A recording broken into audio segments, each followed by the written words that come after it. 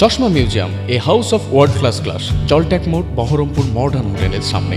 ডোমকলে গোপন অভিযান চালিয়ে আগ্নেয়াস্ত্র কার্তুজ সহ দুই যুবককে গ্রেপ্তার করেছে পুলিশ।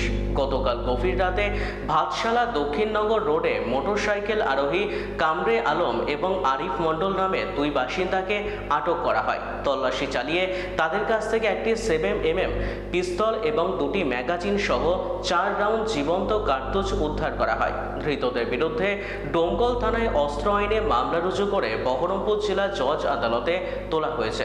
অস্ত্র পাচার চক্রের মূল সন্ধান এবং অপরাধের উদ্দেশ্য জানতে পুলিশ তাদের 7 দিনের হেফাজতে নেওয়ার আবেদন জানিয়েছে। এই ঘটনার পেছনে বড় কোনো অপরাধমূলক যোগসূত্র রয়েছে কিনা তা খতিয়ে দেখছে ডোমকল থানার পুলিশ। এদিকে এদিকে তাকাও, এদিকে তাকাও। আপনি হাত ঢোকান না। ও মেশিন কোথায় পেয়েছিলে?